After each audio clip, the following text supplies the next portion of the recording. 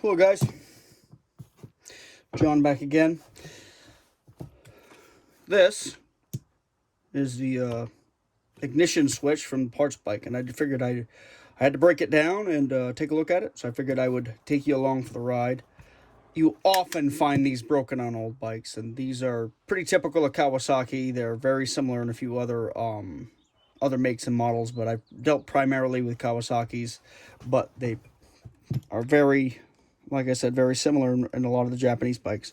To open this up, to get it off the handlebar, you have to take out these two screws. The back screw, as you'll see, is a little, as you're riding the bike, the screw that's closest to you is a little shorter. The one on the front of the bike is a little longer. I'll show you that in a second. Front screw, back screw. That's a good thing to remember. You have this top piece that is very often broken. I want to say I just posted another video where, or I'm about to, where I filmed it back in, I think, April, where I show you how repair I did on one of these with a piece of this fairly thin micarta and some JB Quick, which works pretty well, but we'll set that aside for now. So here is the little plate. Yeah, look at that. This is a little plate that kind of keeps the guts in the swap bits here. This is kind of keeps the this tab, which is non-existent, busted off.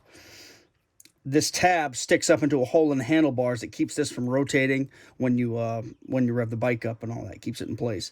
That's been mashed or broken off. This plate covers up all the electronics. And fortunately, so I'm going to turn this around like this so it's facing you so you understand the orientation.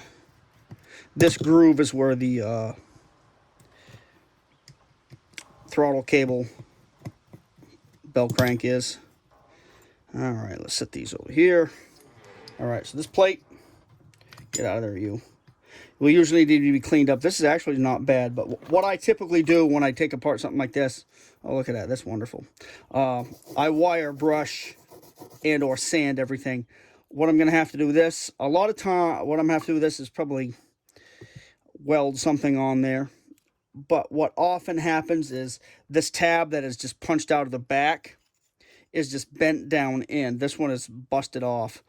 It's usually just bent down in. So I just take a nail or something and tap it back out, pry it back up with a pair of pliers, and there you go.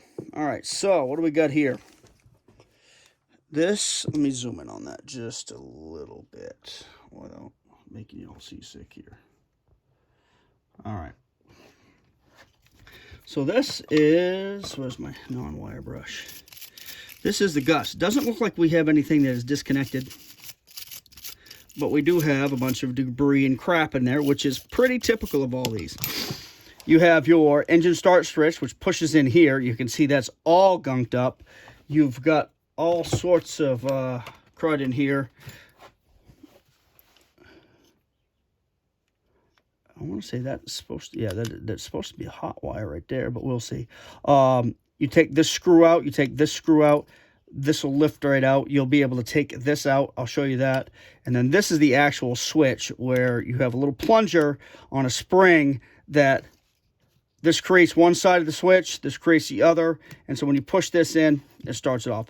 Sometimes or often you've got to clean the hell out of this and sand it, but we'll get into that in a sec. So let's pull some of this out of here. This is pretty fortunate because nothing in here is looks to be like it needs any soldering, because they often do. All right, so that will come out of there in a second. Let me have that back. Open this up. Most of this is just taking this apart and cleaning the hell out of it, because it really needs it. They take a lot of abuse.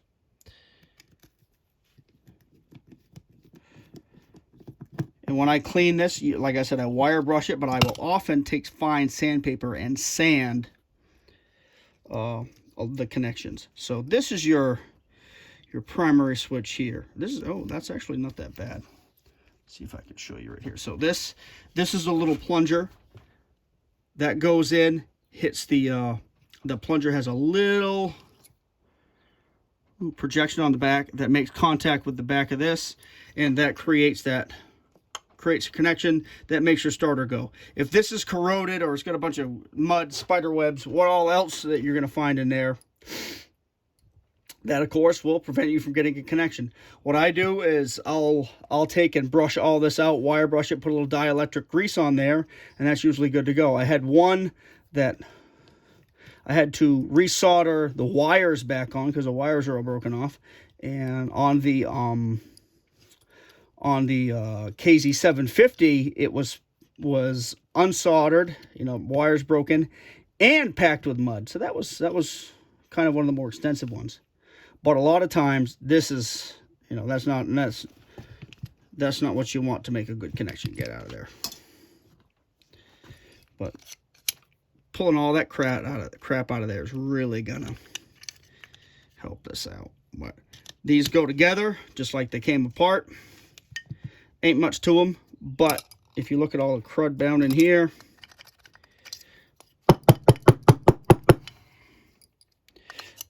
sometimes, and with this one I'll probably take this up to the house, wash it out with simple green and hot water and really scrub it. But here is your little mechanism here. This all goes together like so. That screwed out goes down the middle and it rotates on this. That's why it gets a little sluggish, because this tends to get all greasy and corroded. If this isn't nice and clean, it doesn't take the current from this, transfer it efficiently to this, and create the spark. And you also want to clean up inside of this, because that's your kill switch. Ooh, that's pretty dirty. So what I'm going to do is clean all of this stuff up and put it back together, and it'll be pretty much good to go as a spare switch. This doesn't actually line up with the KZ1000s because the switches here for the brake light don't quite jive. But there ain't much to these switches. The biggest things is people breaking the cases, because usually it's a problem with this tab. They don't get it in the hole with the of the handlebars, and they misalign it, and they think it just needs to be cranked upon with a screwdriver, and it all comes apart. But basically, you just clean this thing off here. And what I like to do, I like wire brushes for a lot of things. Wire brush the piss right out of it.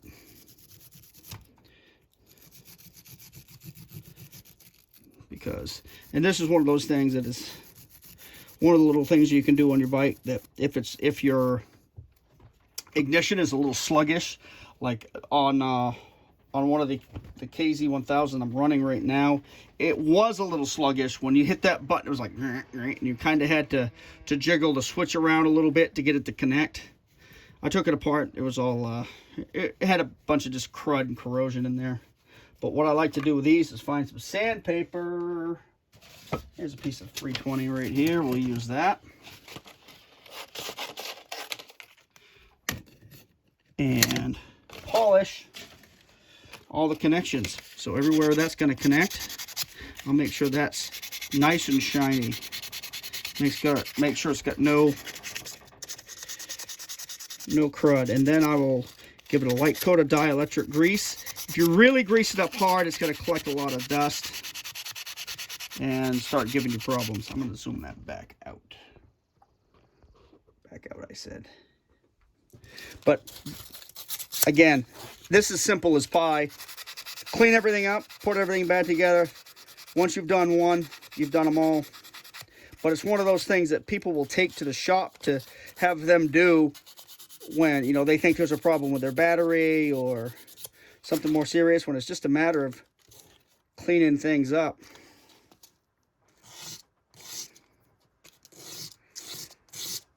Doesn't take a lot of spider webs or mud dauber nests or any of that kind of stuff to make your starter sluggish or completely non-functional. You guys have seen, or at least I told you about the switch on the KZ750 Twin. That was the first one I did. That was packed with mud. I mean, it was nasty.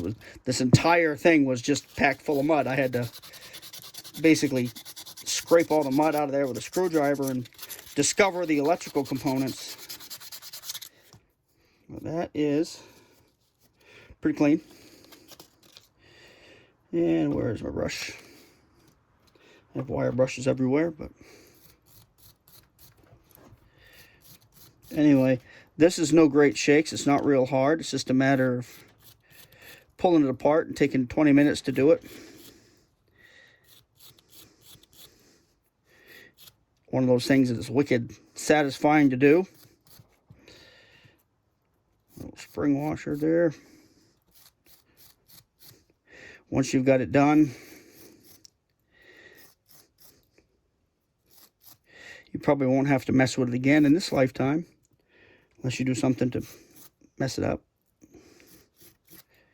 A lot of times, these will get, this particular one, your throttle cable housing and switch housing will get messed up if you dump the bike, but it is what it is. You know, this is kind of a bake light or something like that, what they'd call, you know, plastic back in the day. But it's fairly easy to repair. It seems to be a bit more brittle than you know, your modern plastics, what we'd expect. Is, you know, not Glock level polymer, or would take it. But that looks pretty good. It's actually this is actually in better shape than I thought it was going to be, because I saw that crack that, you know, it goes all the way through, but it's not opened right up. What I'll do is I'll sand this down. I'll hit it with another coat of paint, and what I will do is I'll probably just seal that with JB Weld before I get it all back together. All right, so I've got that cleaned. All these pieces are cleaned. Let's come over here and take a look at this. This ain't too bad. Doesn't take much for corrosion to take hold in there, though. Let me find my light. Where's my light?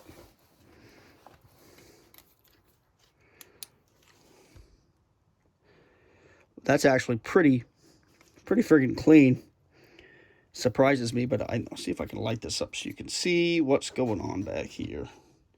Basically, that little button on the back contacts that connection on the back of the housing, makes a connection, and the motorcycle leaps to life.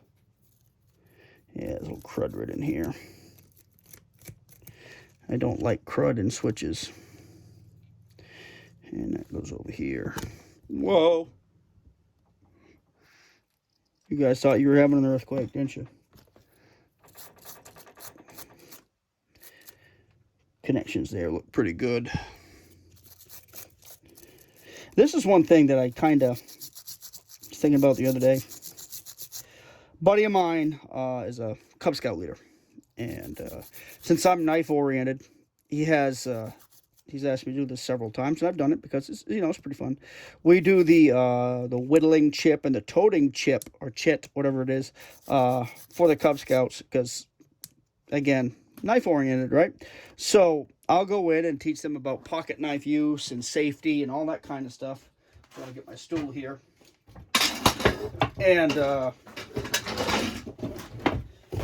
and we'll go, you know, we do this of an evening and stuff like that. And something I've noticed over the last few years is that the boys that come in, boys that come in, you know, they're, I suppose, typical modern boys of every stripe, you know, and they come from a variety of different backgrounds, but a lot of times what I don't see is a great deal of hand-eye coordination. I don't see a lot of finer motor skills. And I'm not saying, because I'm not this great athlete or anything like that. I do what I do. I still play with jiu-jitsu and knives and all that good stuff. But at the same time, I'm more of a mule than a racehorse. So I'm not one to talk. But at the same time, using a can opener on a pocket knife is something that is very difficult. Now, I will say that I've seen adults struggle with this too, but at the same time, we've had a few boys come in and just pick it up and start rolling with it, and it's because of the lifestyle that they lead, i.e. their parents have them out working and doing stuff every day, that they get used to manipulating things with their hands, And that is something that seems to be disappearing in our society, where young boys, instead of learning to swing an axe, are not. And I'm not going to blame video games or anything like that. It's just, I think it's just a sign of the times of where we're at in society, that it's kind of crumbling apart. And it's funny because I asked the last group who was going to run nuclear power plants and keep the water on and all that good stuff. And they're like, I don't know, somebody else. And that's kind of disturbing. And they didn't really have a lot of ideas about what they were going to do when they grew up. And granted, they're, probably 9-10 years old. But it was, the interest in any of that stuff just wasn't there like it used to be. And some of them, they all did what they needed to do knife-wise, but there was a lot of discomfort, and there was a lot of discomfort on the faces of the parents, or some of the parents anyway, with that, because you could tell that they weren't real comfortable with this knife thing, which is kind of disturbing. And I actually read the same quote I read in one of my videos, from the Bradford Angier book, about the teacher in Nebraska about pocket knives. I just like to reintroduce that idea that, kids at one point carried pocket knives to school, and it was expected of them, and wasn't something they had to hide from the teacher, and the teacher expected it, and if you didn't have a pocket knife, she didn't think much of you. So anyway, and times changed and all that kind of stuff. Anyway, I think before I put this back together, I'm going to go wash this out in good shape with some soap and water. And then we'll get it back together with a little dielectric grease. But that is basically the guts of many of your Japanese bike switches. And this is your working thing here. This, basically, in the middle, you have a positive connection here with one side of the circuit. When you move it to the side, like that disconnects that positive connection. That's your kill switch. So, and that can go either way. Probably put a little drop of oil on that ball too. But with this, fits into here. And when you go to start it, you push that in. Your connection's here. Here. Push that in, completes the circuit here. Bike goes vroom. When you want to shut it off, you push it to the side. It disconnects the hot side. And there you go. An electrician, I am not, but those are pretty simple. And that's how you do it. Putting this together is the reverse of assembly, and you'll figure it out. It's not difficult at all. If my dumbass can do it, you can too. Repairing the housing, not too difficult. Repairing the wiring, not too difficult. You can use a meter and see if you've got good continuity and all that kind of stuff. What I did have to do with the KZ 750, I had to replace the wires from I think the hot wire. It was this one. I had to pull a new wire through, but that's no biggie. I just connected it to this, pulled it through, and put it back on soldered in. Oh, look at that. Oh, just noticed that. Oh, that wire hanging out there. It looks like a mouse chewed on that thing. So yeah, we're gonna have to replace that wire, but that's no great shakes. It's a matter of doing it. I've got to get the tools to take all the little pin. There's like little keyring of tools you can buy out on eBay that you push in the your prongs in the back and pull that connector out of there so you can replace wires. I'm gonna have to get me one of those, and they run like $10. I just haven't gotten around to buying one yet. But if you're gonna mess with electrical stuff, and if you're gonna have old bikes, you're going to have to mess with electrical stuff. Hence the freaking coils and pickup coil stuff. And I'm doing for a different bike. For the red KZ1000. That is what it is. But you can fix a lot of stuff just by cleaning it. I noticed I pulled these coils off because I was having trouble with the black KZ, and the part numbers are the same for both of these bikes, which is pretty cool. So I was able to swap parts and experiment and find out what was going on. And while I had these off the bike, I just figured I'd clean them up. I've got another one of the brackets welded, and I'm waiting for the paint to dry. There's broken off right here. Broken right off. And I'm like, well, that can't be good. I also noticed one of the hot wires going to the coil was almost get disconnected, and when I pulled the wire off, the end dropped right off, and I said, well, that couldn't have been getting a good spark. So stuff like that happens. It's pretty easy to fix. It's obvious. Other electrical problems are a big pain in the ass because you're looking for this in the wiring harness, and this Friday area is back up in here, and a mouse got into it or whatever. But that's looks like what this is. Looks to be chewed right in there. Damn mice anyway, squirrels. Anyway, I'm gonna go clean this up and put it back together, and maybe put a dab of weld or something on that, and call it good. Get this back up and functioning. So if I need a spare, I'll have an instant spare, and life goes on. All right, you guys, take care. We'll do some more survival stuff here and there. So, all right, talk to you later. Bye.